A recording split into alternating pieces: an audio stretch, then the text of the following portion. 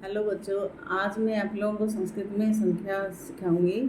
आप पहले सुने, अच्छी तरह से बोलना सीखें, फिर इसको लिखेंगे तो आपको अच्छी तरह से प्रैक्टिस हो जाएगी। तो आप पहले देखिए, एक, द्वि, त्रय, चत्वार या चतुर, पंच, षष्ठ, सप्त, अष्ट, नव, दस। फिर से मैं बोलती हूँ, एक, द्वि, त्रय, चत्वार, पंच, षष्ठ, सप्त, अष्ट, नव, दस। जब आप ये 10 संख्या 10 तक सीख जाते हैं, बार बार रिपीट करेंगे तो आप अच्छी तरह से अभ्यास हो जाएगा। उसके बाद एकादश, द्वादश, त्रयोदश, चतुर्दश, पंचदश, षोडश, सप्तदश, अष्टदश, नवदश, विंशति, ये भी सीख लेंगे।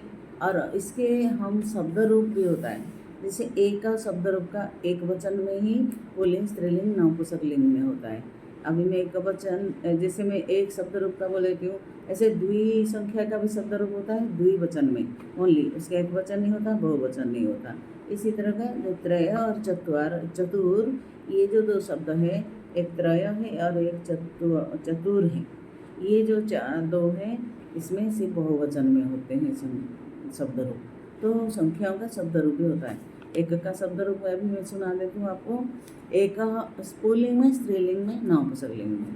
पुल्लिंग में हुआ एक, स्त्रीलिंग में एका, नपुंसक लिंग में हो गया एकम।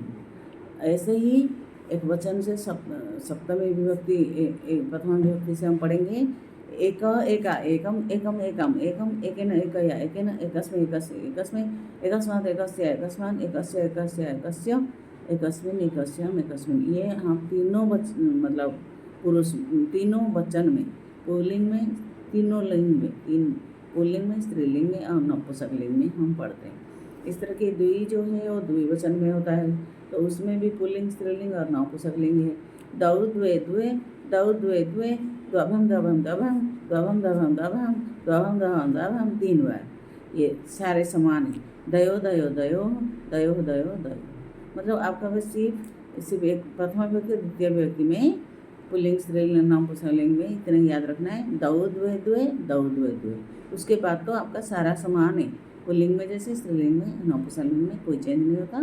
द्वभम दभम दभम, द्वभम दभम दभम, द्वभम दभम दभम, दयो दयो दयो, दयो दयो दयो, सप्तमी विभक्ति। तो ये हो गया आपका द्वि संख्या का जो वचन, मतलब शब्द रूप।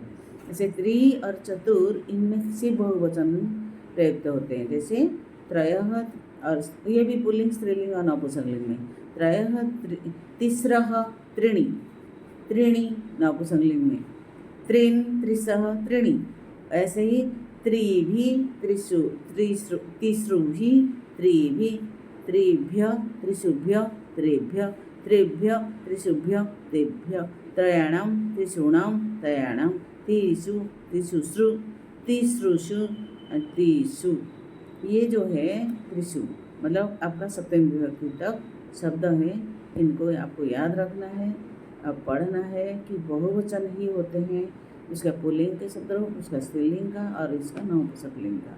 उसके बाद आप चतुर जो है, चार, चतुर मीन्स चार, चार का भी शब्द रूप है, उसका भी बहुवचन में ही है, पुल्लिंग, स्त्रीलिंग और नपुंसक लिंग का। चत्वारः, चतस्रः, स्त्रीलिंग में चतस्रः, चत्वारि नपुंसक लिंग। चतुर पुल्लिंग, चतुरः जो द्वितीय विभक्ति में, चतुरः, चतस्रः, चत्वारि। ऐसे ही पुल्लिंग, स्त्रीलिंग और नपुंसक लिंग।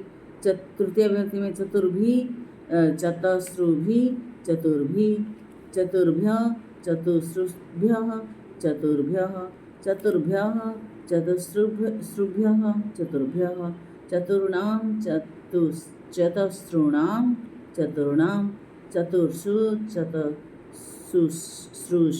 चतुषु। तो पंचम से लेके नवदशम तक एक ही रूप 3 लिंगों में ही होता है समान, उसमें पुल्लिंग, स्त्रीलिंग, नपुंसक लिंग होता है। बहुत आसान है। 5, 6, 7, 8, 9 इनके जो शब्द रूप हैं सिर्फ एक जैसे सारे होते हैं, तीनों लिंग। जैसे कि पंच का सिर्फ पंच, पंच, पंचभी, पंचभ्य, पंचभ्य, पंचानाम, पंचसु, ये हो गया सप्तमी विभक्ति। षठ का षट, षट, षड्भी, षड्भ्य, षड्भ्य, षडा षष्णाम षड्सु षट्सु। सप्त का सप्त सप्त सप्तभी सप्तभ्यः सप्तभ्यः सप्तानाम सप्तसु। ऐसे ही अष्ट का अष्टन अष्ट अष्ट अष्टभी अष्टभ्य अष्टभ्य अष्टानाम अष्टसु।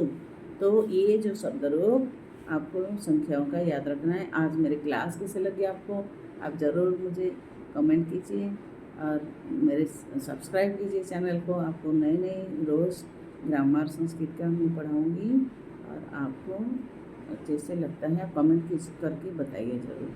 Thank you.